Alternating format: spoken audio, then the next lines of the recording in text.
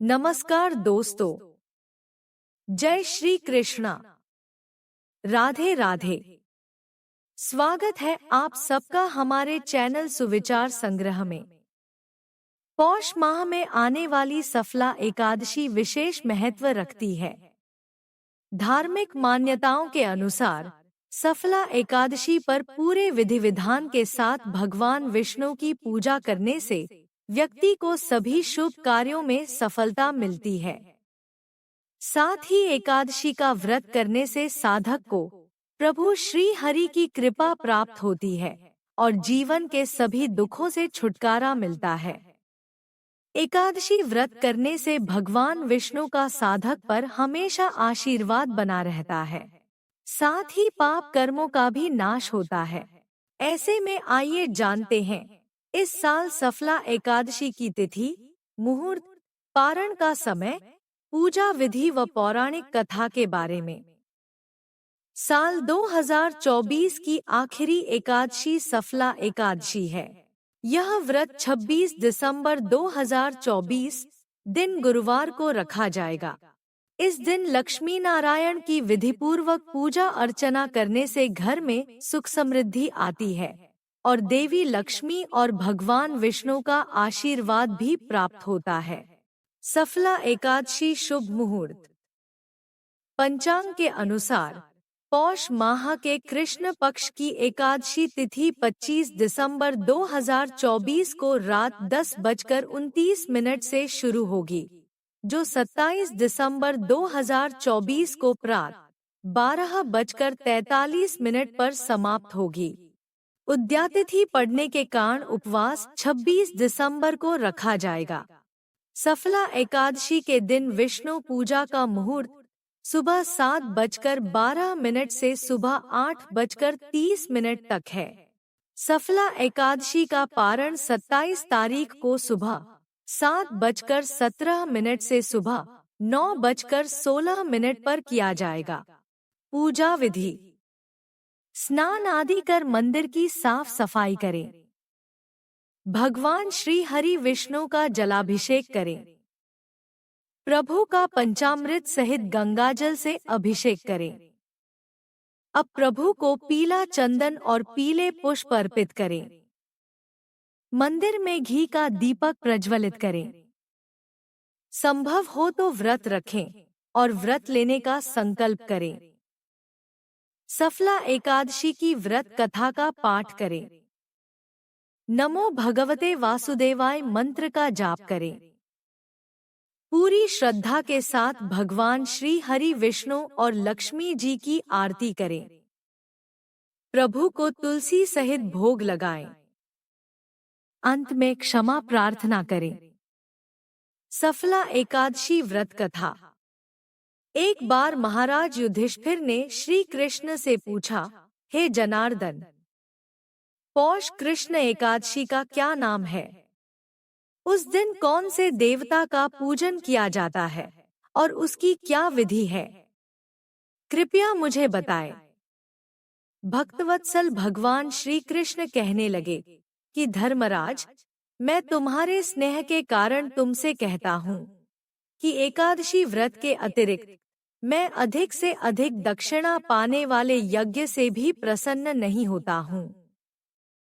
अतः इसे अत्यंत भक्ति और श्रद्धा से युक्त होकर करें। हे राजन, द्वादशीयुक्त पौष कृष्ण एकादशी का महात्म्य तुम एकाग्रचित्त होकर सुनो।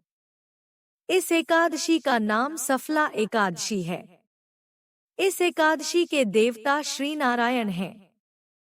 विधिपूर्वक इस व्रत को करना चाहिए।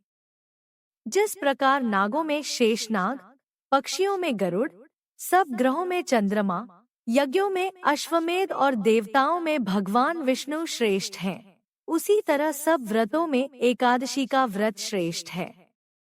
जो मनुष्य सदैव एकादशी का व्रत करते हैं वे मुझे परम प्रिय हैं। अब इस व्रत की विधि कहता हूँ।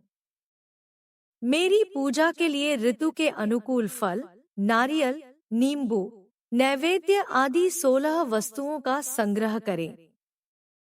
इस सामग्री से मेरी पूजा करने के बाद रात्रि जागरण करें। इस एकादशी के व्रत के समान यज्ञ, तीर्थ, दान, तप तथा और कोई दूसरा व्रत नहीं है। 5000 वर्ष तप करने से जो फल मिलता है, उससे भी अधिक सफला एकादशी का व्रत करने से मिलता है। हे राजन, अब आप इस एकादशी की कथा सुनिए। चंपावती नगरी में एक महिष्मान नाम का राजा राज्य करता था। उसके 4 पुत्र थे। उन सब में लुम्पक नाम वाला बड़ा राजपुत्र महापापी था। वह पापी सदा परस्त्री और वेश्यागमन तथा दूसरे बुरे कामों में अपने पिता का धन नष्ट किया करता था। सदैव ही देवता, ब्राह्मण, वैष्णवों की निंदा किया करता था। जब राजा को अपने बड़े पुत्र के ऐसे कुकर्मों का पता चला तो उन्होंने उसे अपने राज्य से निकाल दिया। तब वह विचारने लगा कि कहाँ जाऊं, क्या करूं। अंत में उसने चोरी करने का निश्चय किया। दिन में वह वन में रहता और रात्रि को अपने पिता की नगरी में चोरी करता तथा प्रजा को तंग करने और उन्हें मारने का कुकर्म करता। कुछ समय पश्चात सारी नगरी भयभीत हो गई। वह वन में रहकर पशु आदि को मारकर खाने लगा। नागरिक और राज्य के कर्मचारी उसे पकड़ लेते, किंतु राजा के भय से छोड़ देते। वन के एक अति प्राचीन विशाल पीपल का वृक्ष था। लोग उसकी भगवान के समान पूजा करते थे। उसी वृक्ष के नीचे वह महापापी लुम्पक रहा करता था। इस वन को लोग देवताओं की क्रीड़ा स्थली मानते थे। कुछ समय पश्चात पौष कृष्ण पक्ष की दशमी के दिन वह वस्त्रहीन होने के कारण शीत के चलते सारी रात्रि सो नहीं सका। उसके हाथ पैर अकड़ गए। सूर्योदय होते होते वह मूर्छित हो गया।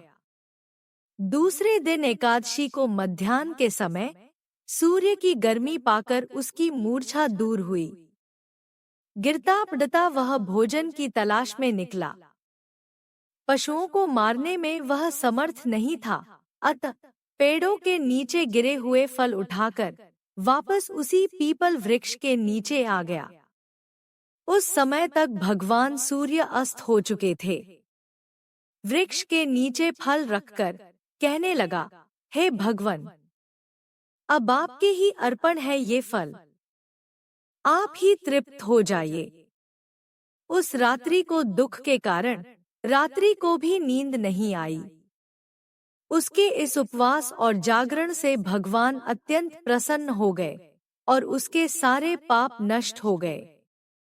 दूसरे दिन प्रातः एक अति सुंदर घोड़ा अनेक सुंदर वस्तुओं से सजा हुआ उसके सामने आकर खड़ा हो गया। उसी समय आकाशवाणी हुई कि हे राजपुत्र, श्रीनारायण की कृपा से तेरे पाप नष्ट हो गए। अब तू अपने पिता के पास जाकर राज्य प्राप्त कर।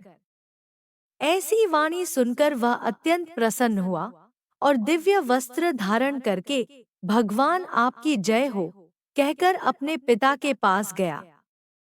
उसके पिता ने प्रसन्न होकर उसे समस्त राज्य का भार सौंप दिया और स्वयं वन का रास्ता लिया। अब लुम्पक शास्त्रानुसार राज्य करने लगा। उसके स्त्री, पुत्र आदि सारा कुटुंब भगवान नारायण का परम भक्त हो गया। वृद्ध होने पर वह भी अपने पुत्र को राज्य का भार सौंपकर वन में तपस्या करने चला गया और अंत समय में वैकुंठ को प्राप्त हुआ। अतः जो मनुष्य इस परम पवित्र सफला एकादशी का व्रत करता है, उसे अंत में मुक्ति मिलती है। जो नहीं करते, वे पूंछ और सींगों से रहित पशुओं के समान हैं। इस सफला एकादशी के महात्म्य को पढ़ने से अथवा श्रवण करने से मनुष्य को अश्वमेध यज्ञ का फल मिलता है। भक्तजनों, यदि आपको हमारे चैनल सुविचार संग्रह द्वारा उपलब्ध कराई गई जानकारी व पौराणिक कथा सुनना आनंदमय लगा है तो वीडियो को लाइक करें, कमेंट करें, अपने रिश्तेदारों व मित्रों के साथ शेयर करें। चैनल को सब्सक्राइब करें और बेल आइकन को दबाएं ताकि हमारे हर नए वीडियो की अपडेट आप तक पहुंचती रहे। धन्यवाद।